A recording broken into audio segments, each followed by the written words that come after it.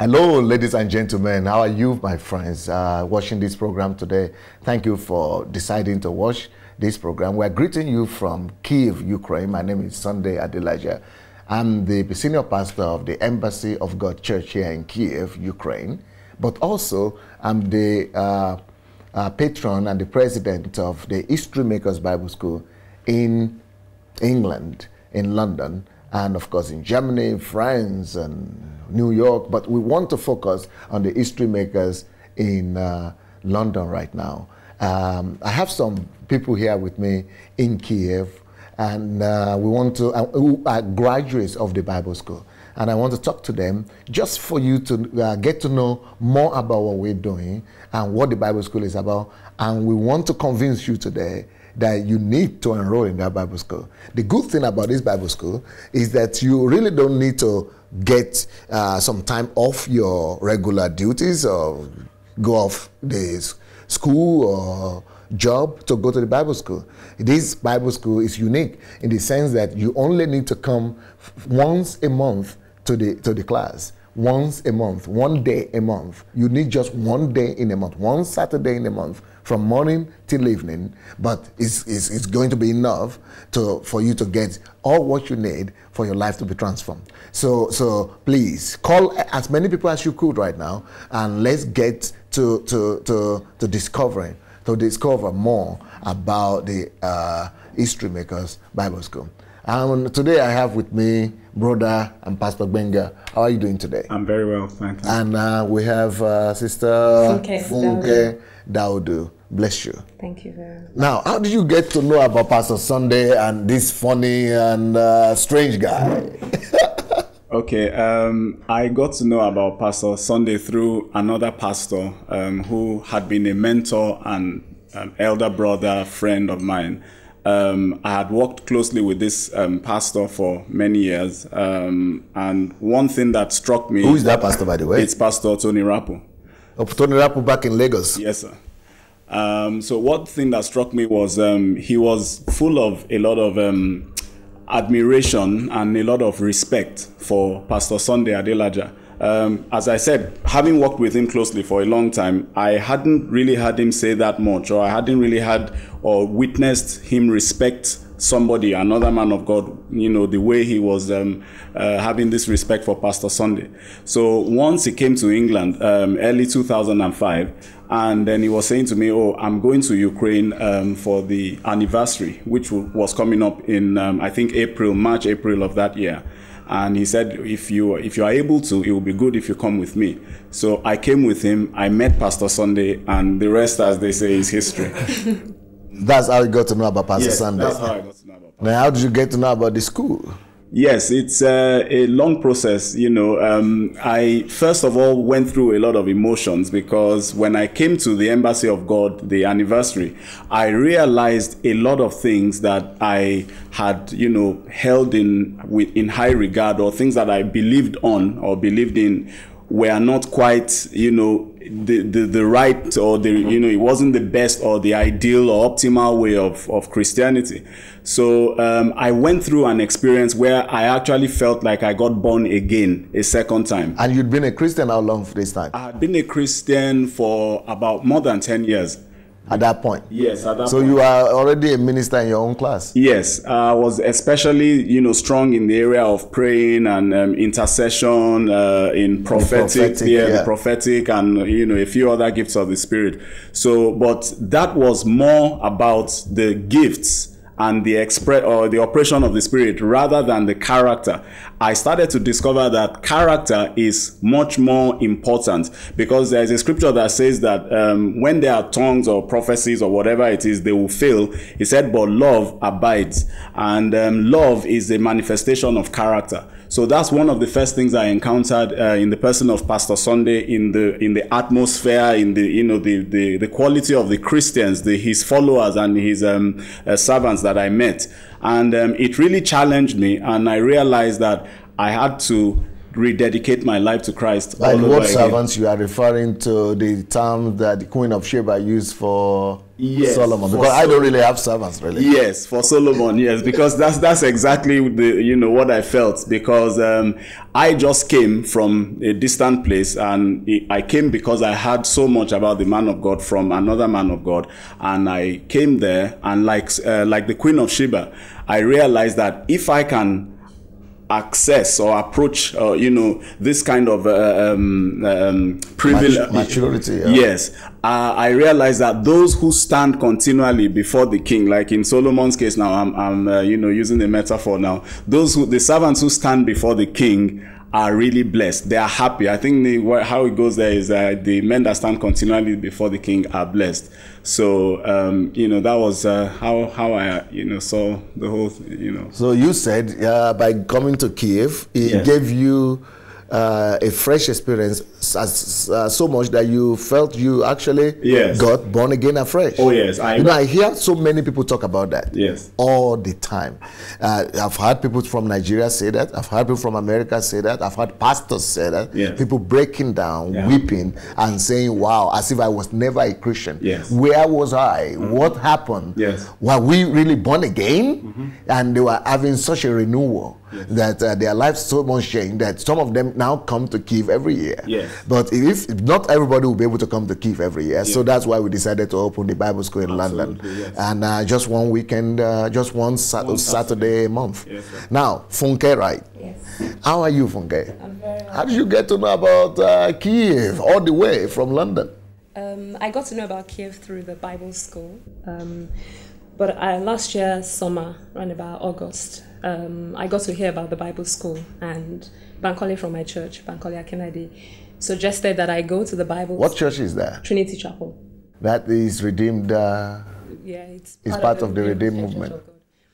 And that was how I found out about the Bible school, and through the Bible school, I found out about coming to Kiev.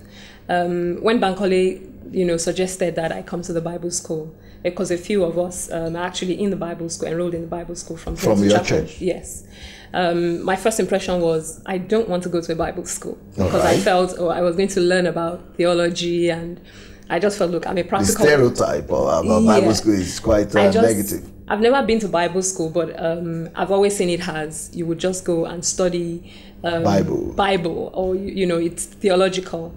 And I felt, no, I'm a practical person. I want to practicalize my Christianity. So I thought, no, that's really not for me. But he said, look, Funke, this is different. This is a different kind of Bible school. So I guess he must have done some kind of investigation, and he's done some kind of research. So I said, okay, I'll enroll. But coming to the Bible school for me was really transformational. I mean, even though I have heard, because the mission statement of Trinity Chapel is developing leaders, influencing society. And I've always heard that, we need to be a light in the political sphere, in education, in music, in arts. But I've never really had the understanding of how to communicate my Christianity, in such a way that I can truly be a light in those spheres. But coming for the very first time to the Bible school really opened my eyes to see that. Of course, I came to a point where I realized that, what have I been doing in church? And you've been born again since when? I mean, for how many years by then? I've been born again for 13 years. At that point? At that point. And I felt, this is real influence. This is really influencing society. And for me, So you were wondering, where was I all these years, all these 13 years in Christianity, and I never knew something like this was existing on the face of the earth, that Christianity could be so practical. Yes. Now, that means there are several other people, maybe millions of Christians and thousands of Christians in the city of London and all over Britain, that are right now in that same position you used to be just last year, 1 year ago. They think everything is great. They're going to church, having great time, they have great church, great pastors, they are ministers, pastors, and they never even thought about it, that they could be missing out on something. Yes. What will you tell those kind of people? First of all, what I would say to them is, the first thing is to enroll, to come to the Bible school, not because they're coming to learn something they already know, even if they already know it.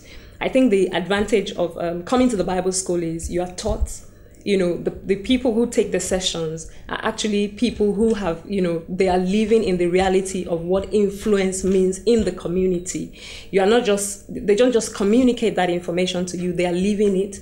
They are, it's practical. They take you through, the steps of how to get there, of how to do it. And not just that, I think one of the sessions that I think is so impactful for me personally is the relationship between the state and the government. Now, in the society within the UK, it's like the church has to be on one side and the government has to be on another side. But, we have to work hand in hand. We actually have to be the solution providers. And, there was a demonstration about how that relationship can be so intact, so much that we are influenced. The Bible calls us that we are salt and light. And it says that, when we light a light, we do not put it under the bushel. So for me, it's like looking at that and looking at the practicality of how, as a Christian, I can influence in the political sphere. I can influence within education. I can be a part of lawmakers without even, being, in government. But as a Christian, I can influence in a practical way. So the Bible school actually teaches you how to actually do that, because most Christians know that Christians have to be the salt and the light. They have to influence, but they don't know how to go about it. So what this History Makers Bible School does is giving you the how on how to make an impact in your society. Yes, very much. And it gives you a lot of, I think another thing for me, every time I come to the class, I have to go back. It's like I have to go back to, what does it mean to be a Christian? I have to keep asking myself. Serious? Because I feel as Christians, we have been given the responsibility. So your definition of Christianity and a Christian changed? It changed. It changed. And you actually said after each class, yes, you actually had to go and evaluate. So I'm thinking, what does it mean? If I'm a Christian, then if I see ills in society, rather than look at the ills and say, oh, so what do we do? And then we don't really act on it. I should take the responsibility as a believer to be God's representative, come up with solutions and do something about it. So it's not enough to say, oh, I think for me personally, I've always been thinking, okay, God will show me what I need to do, or, but it's actually about meeting people's needs. And it's not about, I have to get a revelation, or I have to get a vision, or I have to work on the gift of the Spirit. Yeah. As a believer, we already have all of that endowed unto us. It has already been imparted to us as a believer.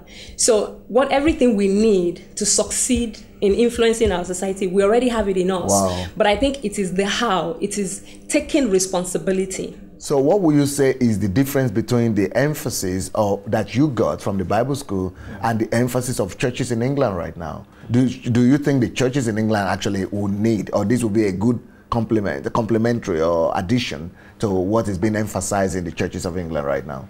Yes, absolutely, because what I see is the emphasis seems to be on the gospel of salvation, which tends to focus on the man and his needs.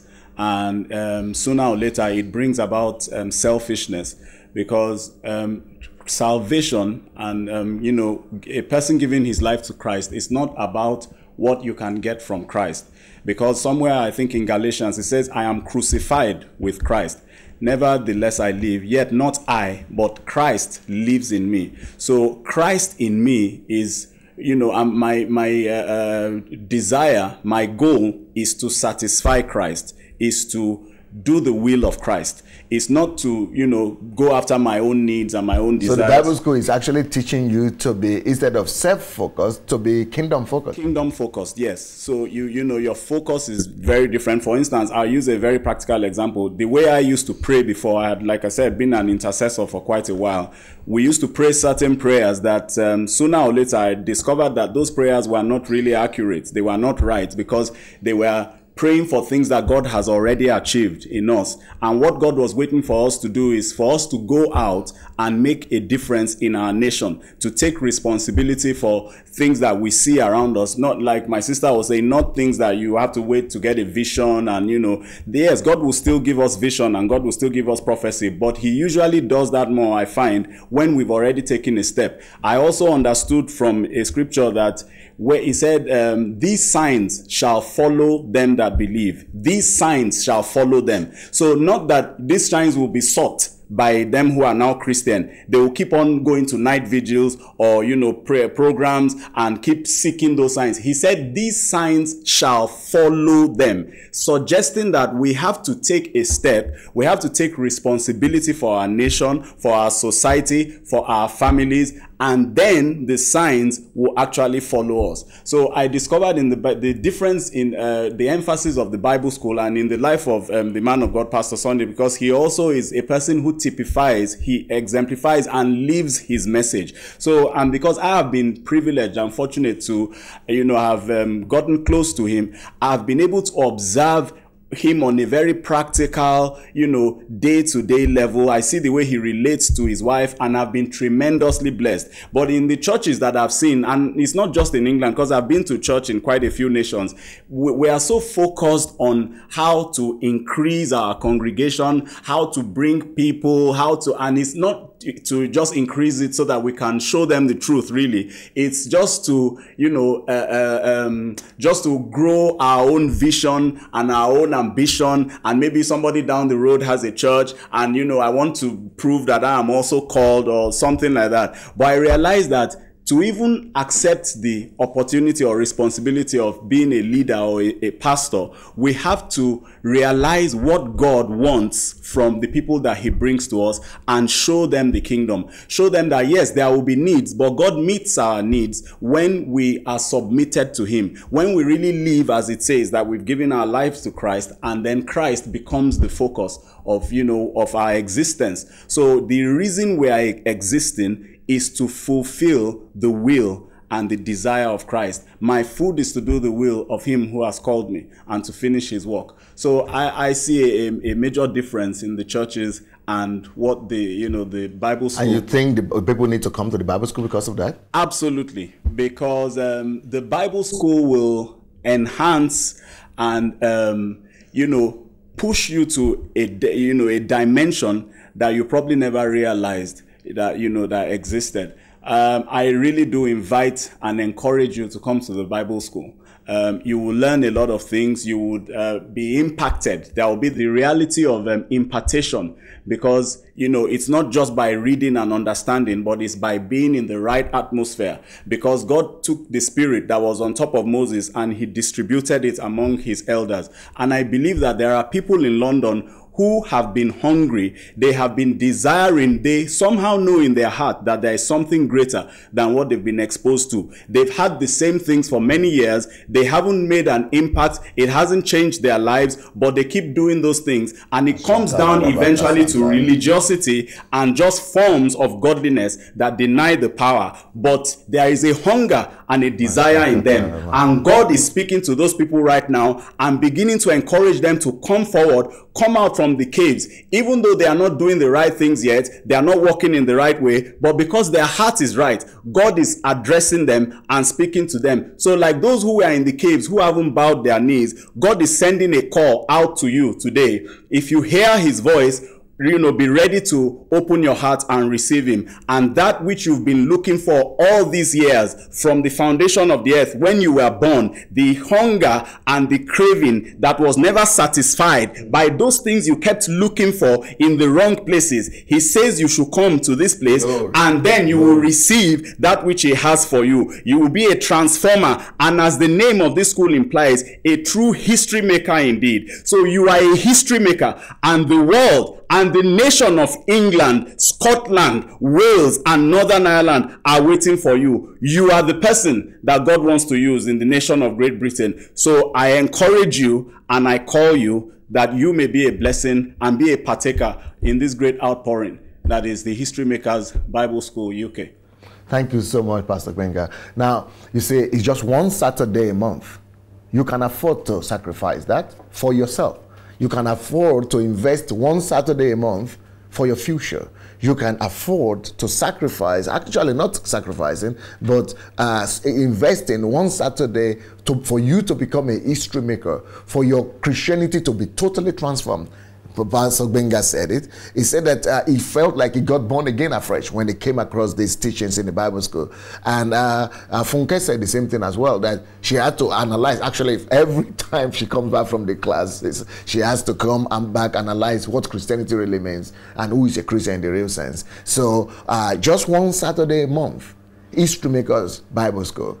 Tell your friends, take your family members, and come and just get a revolutionary experience for yourself. Now, you also came to Kyiv. You are right now in Kyiv.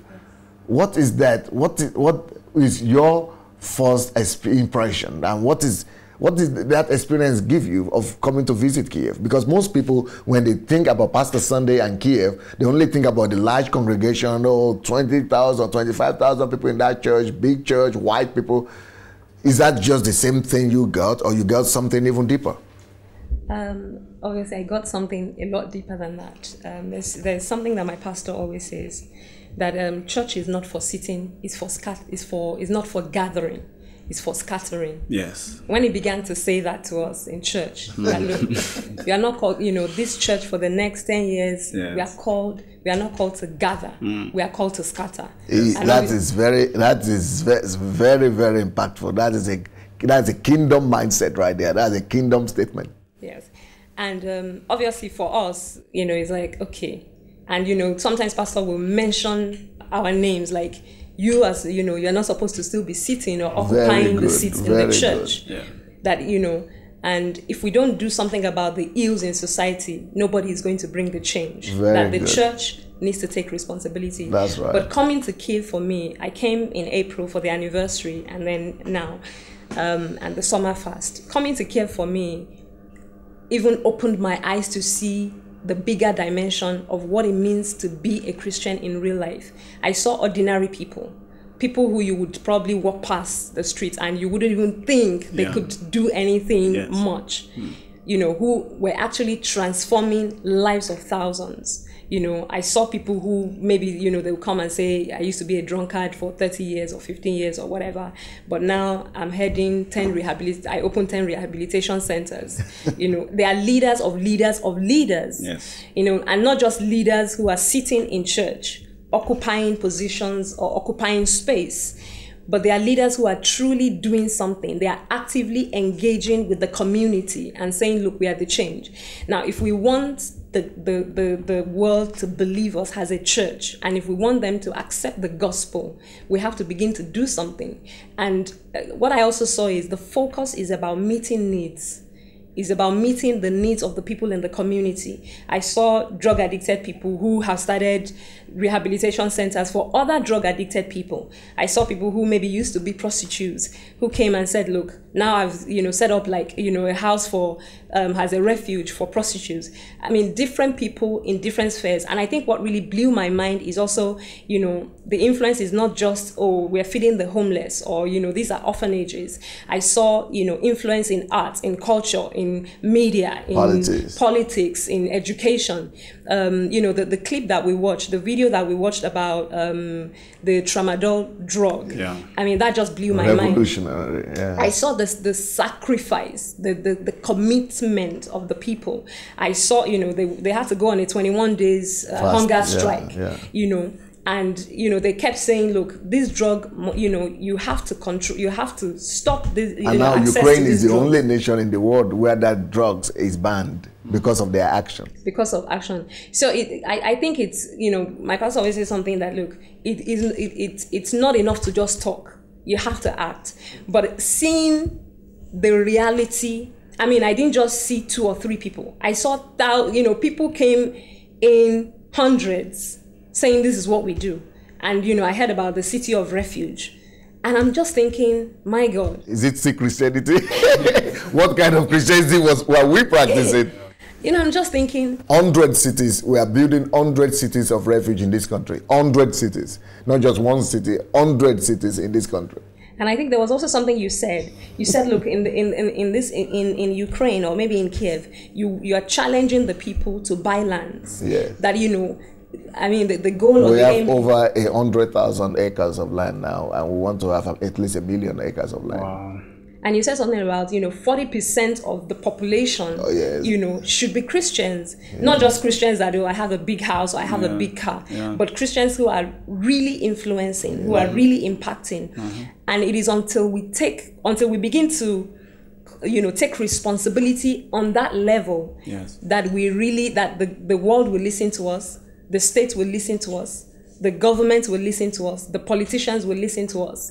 But if we sit in the four walls of the church, clapping, shouting, and it's about miracles, we won't see the difference that we want to see. And it's so bad in the UK now that, the problems that we see in society, we think it doesn't affect us. But we just need to look around and see that the schools, we send our kids to schools, so they're going to mix with other kids. So if we don't begin to engage in the education system, if we don't begin to engage in the political sphere, they will pass laws, they will make decisions that will not only affect us, directly or indirectly will affect our children.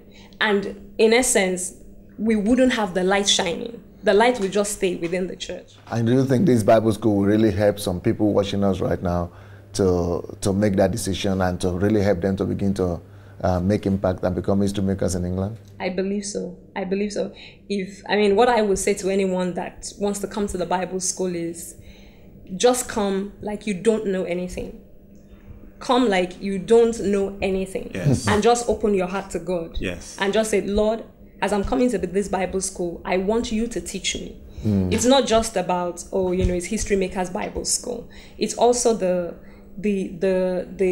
ability to be totally submitted to God and say, God, what are you trying to teach me? Because for me, coming to the Bible school, when I got there the first time, I knew this was where God wanted me to. And that's as a result of certain things that had been happening in my life. And in terms of ministry and just asking God, look, I need to have a focus. I need to have some kind of direction. Not that I didn't have the direction, but the Bible school is like, okay, this is the next step. It equipped me. And it taught you the how. And it taught me the how. How to make a difference in your life. Now our time is up. And what will you say to people who are even hearing about the Bible school for the first time?